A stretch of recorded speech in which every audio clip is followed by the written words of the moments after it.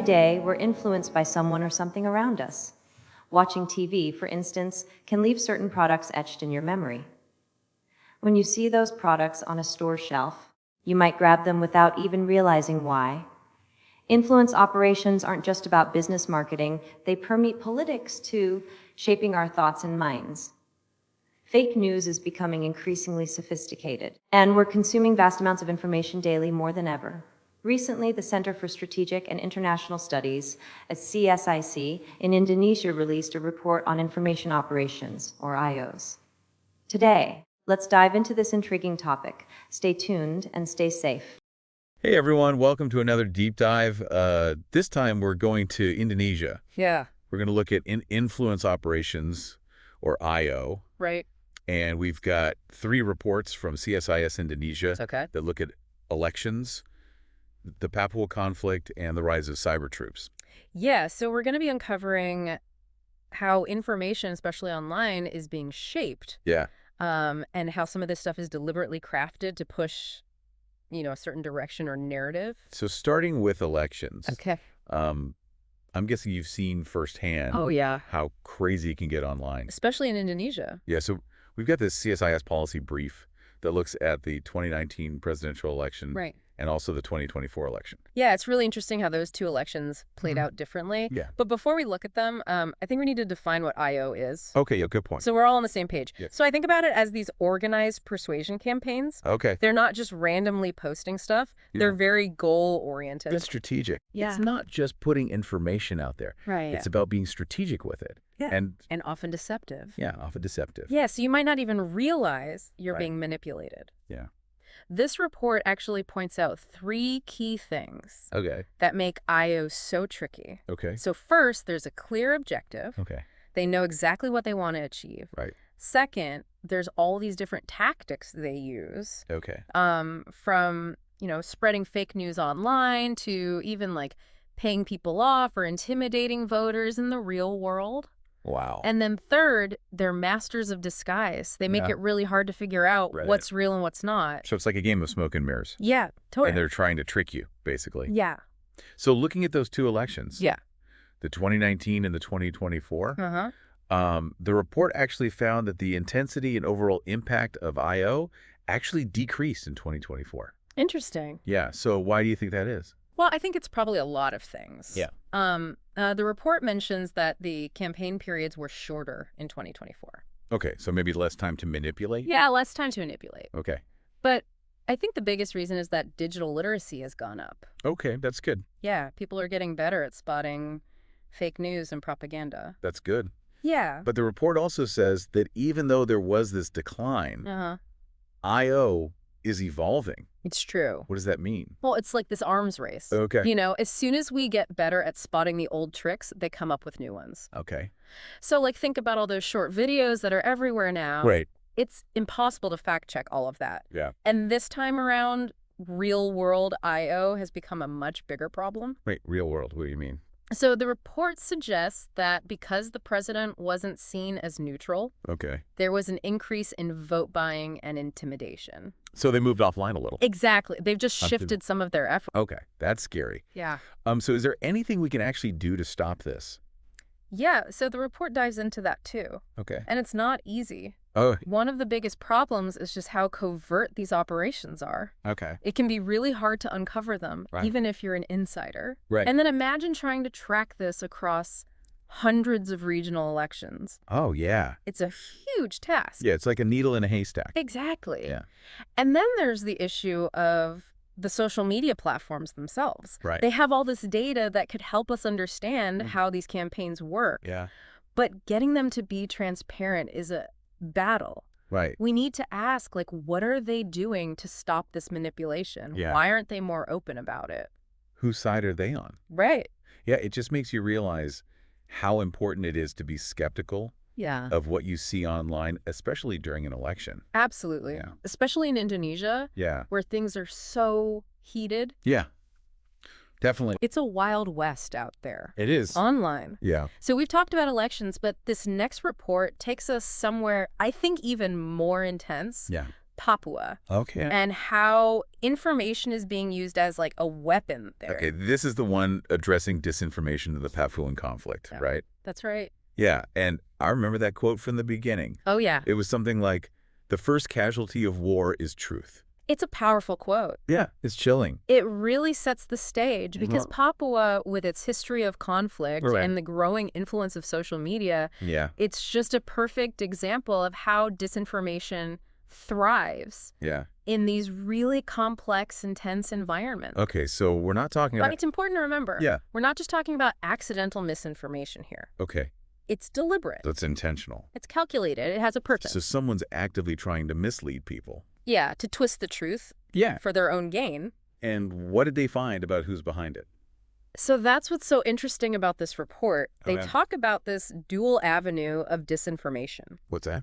So on one hand, you've got national media Okay. pushing a certain narrative, Right. but then you also have these really localized narratives Okay. spreading through platforms like WhatsApp. So it's like two sides of the same coin? Exactly. It's coming at you from all angles. Yeah, okay. And they found evidence of both state and non-state actors doing this. Wow, so both sides are Yeah. spreading this stuff. And often with hidden funding sources. Oh, wow, so you don't even know where it's coming from. Boy, it's really murky. Wow, and they talked about some specific cases in this report, right?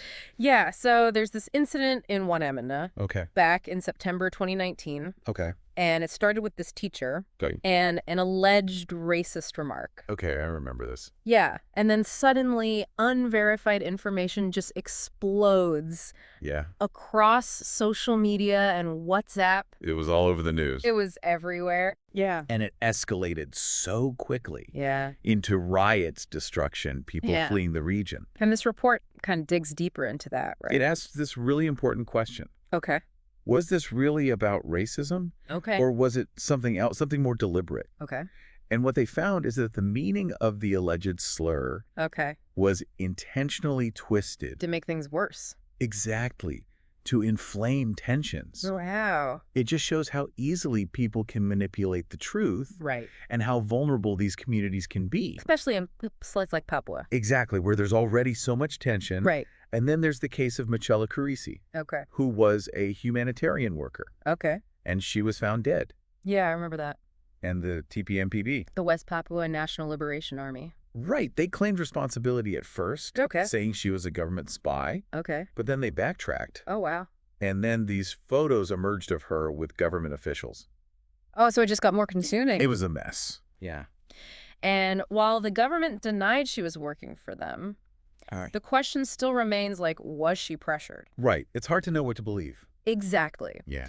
And the report argues that the disinformation around her death Okay. was intended to demonize certain groups Right. and advance certain agendas. So they used her death Yeah, basically. for their own benefit. Yeah, it's really awful. It's terrible. And then there's this case Yeah. involving an alleged child abduction. Okay. This is something that really hits home for a lot of people. Yeah, it's a primal fear. Yeah. And this one spread like wildfire. Yeah. There was this video going around Okay. supposedly showing organ trafficking. Oh, wow. And there were all these different versions of the story. Oh, yeah. So it caused so much confusion and mistrust. Yeah. And the report talks about how this myth of potler, Okay. which is this local term for neck cutting, Okay. it just fueled anxieties. Yeah. Played right into people's prejudices. Yeah, it makes them scared. It's exactly And then they're more likely to believe. anything Yeah. Yeah. that confirms those fears. Yeah. And the impact was real. Okay. The report even mentions how infrastructure projects were disrupted Wow.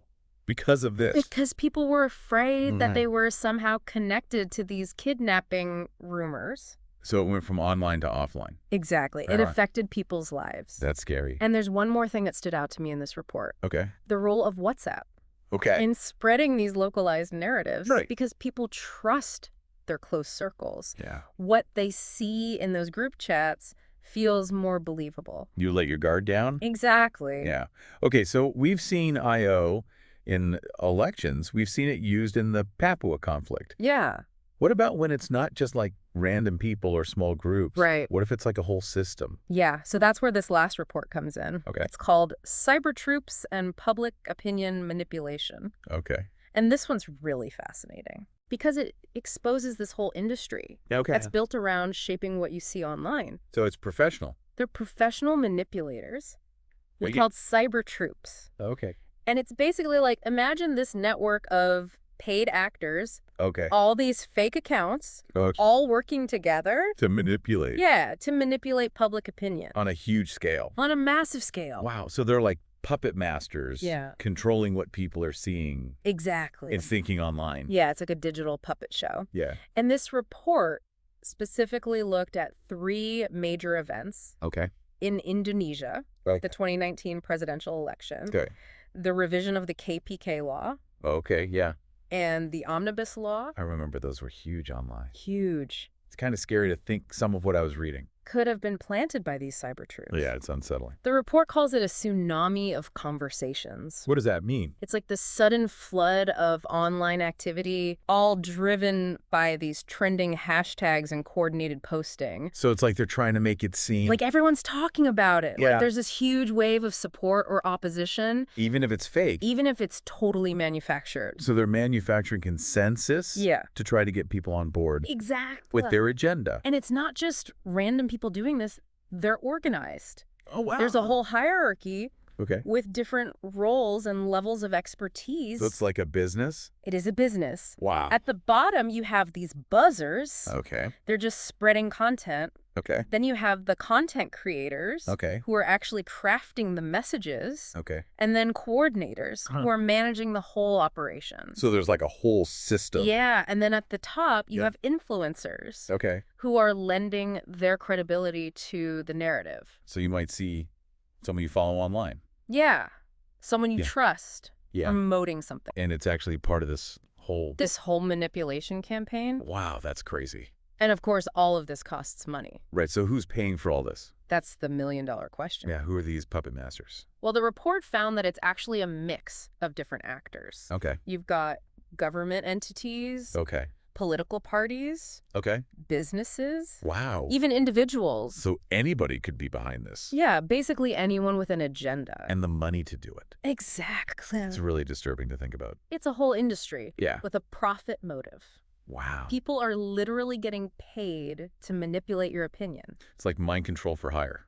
Pretty much. Well, this has been a really fascinating Yeah. and kind of scary A little bit scary. look into IO in Indonesia, Yeah, we've covered a lot of ground. from elections to Papua. And these Cybertroops, It's clear that this is happening everywhere. it's a global issue. Yeah, and it's something we need to be aware of. Absolutely. I think the biggest takeaway for me is just how important it is Yeah. to be skeptical. To not believe everything you see. Yeah, especially online. Especially online. Yeah, question your sources. Do your own research. Think critically. Yeah, don't be a puppet. Yeah, exactly. Be an active participant. Yeah, don't just passively consume information. Right. Well, thank you so much for joining us for this deep dive Was my pleasure. into influence operations in Indonesia. Yeah, thanks for having me. We hope you learned something. Hopefully you're a little more skeptical now. Yeah, and until next time, stay vigilant. Stay safe out there.